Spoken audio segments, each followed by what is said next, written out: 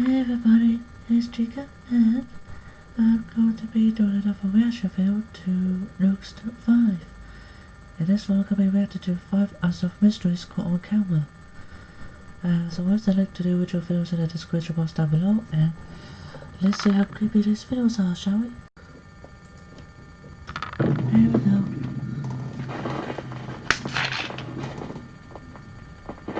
The top 5 unsolved Christmas time mysteries. Los Feliz Murder Mansion. Hold on, it says 5 Unsolved Mysteries caught on camera, not 5 Christmas time or Unsolved Christmas time mysteries. In December 1959, Dr. Harold Charleston suffered a violent psychotic break. He took a hammer and beat his wife to death with it. Then he almost beat his 18-year-old daughter to death as well. When his 2 younger children woke up after hearing their screams, he calmly told them, "Nothing's wrong. Go back to bed." Dr. Perelson then retired to the bedroom, where he calmly finished a chapter of a book that he had been reading. After that, he poured himself a glass of acid and drank it, killing himself in a slow, painful death. But believe it or not, this story gets even stranger. The Perelson house was purchased by a couple named Julian and Emily Enriquez. Inexplicably, the Enriquez couple never lived in the home. In fact, for some odd reason, they never even changed a single thing, leaving the house exactly the way it was on the night of the murder-suicide.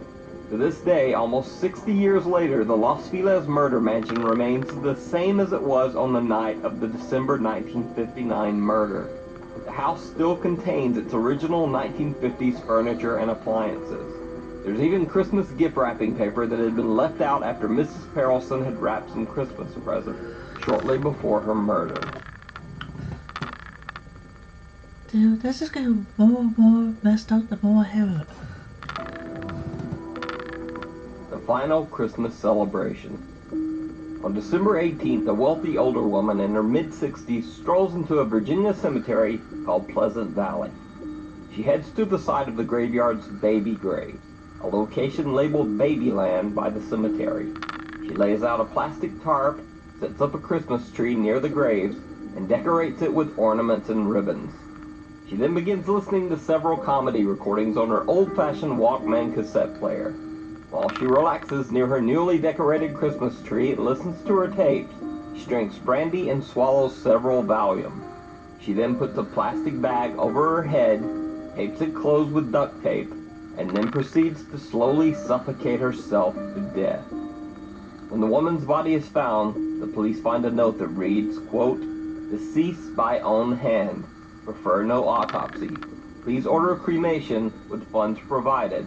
Thank you, Jane Doe." What the hell?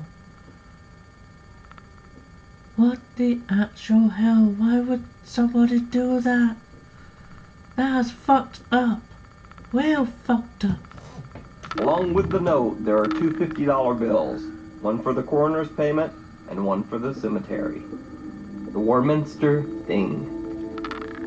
On Christmas Day in 1965, in the small English town of Warminster, a series of bizarre events began to occur. A woman walking to church for Christmas services was knocked to the ground by what she could only describe as an odd sound passing overhead. The so-called odd sound was reported that Christmas Day by multiple Warminster residents and came to be known as the Warminster Thing. The incidents continued. Witnesses stated that the sound, quote, killed pigeons in flight, peppered dormice with holes, and stunned animals, partridges, and pheasants. Some people even said that they were knocked down by the strange force of the sound. Soon after the multiple occurrences of the sound, reports of UFO sightings began in the small English town. It has been over 50 years since the first Christmas Day occurrence of the Warminster Thing, but these strange events still take place in Warminster, England to this day.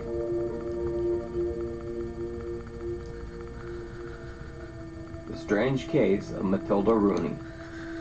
On Christmas Eve, an elderly couple named Patrick and Matilda Rooney asked their live-in farmhand John Larson to join them to celebrate the Christmas season with a couple of drinks. After imbibing and sharing a pleasant chat with the older couple, Farmhand John Larson retires to his room on the second floor to bed down for the night. When Larson awakes the next morning, what he finds downstairs chills him to the core. His employer, Patrick Rooney, is lying lifeless on the floor, apparently dead from smoke inhalation. Alarmed and fearful that the house might be on fire, John Larson searches the residence, but he can find no evidence of a fire anywhere inside. However, the case becomes even more bizarre when Larson searches the house's kitchen. There he finds Matilda Rooney's charred, severed foot, surrounded by ash, and lying on a scorch mark on the kitchen floor 7 feet wide. None of the rest of the kitchen shows any signs of fire damage whatsoever. It was as if Matilda had simply burst into flames sometime during the night. Flames so hot that they had reached a temperature of over 1400 degrees Celsius and reduced Matilda's body to ash. What the fuck?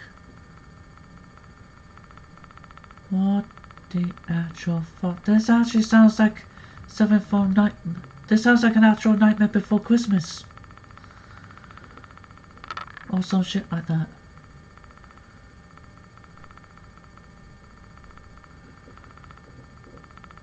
What the actual hell, man?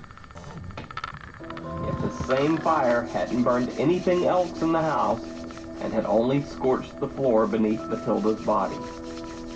The horrifying murder of Tracy Merton.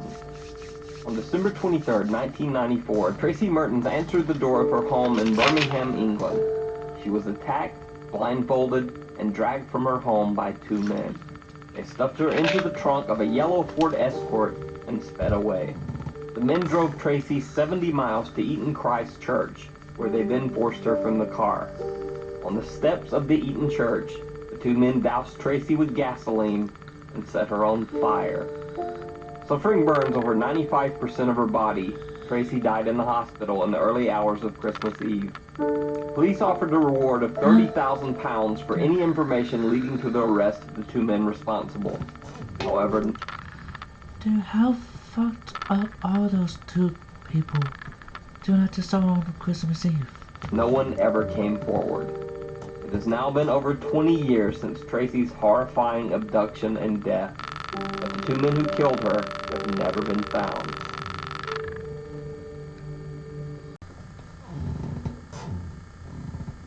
That sucks. What the actual fuck, dude? What? How could a couple of guys go and do that to a lady the day before Christmas Eve? Like that.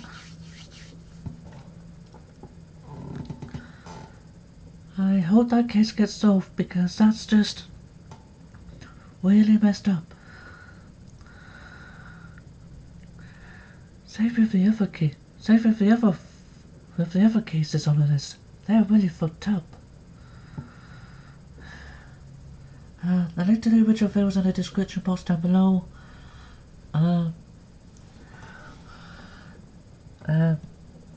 Comment, like, and subscribe and whatnot. And until next time, bye bye.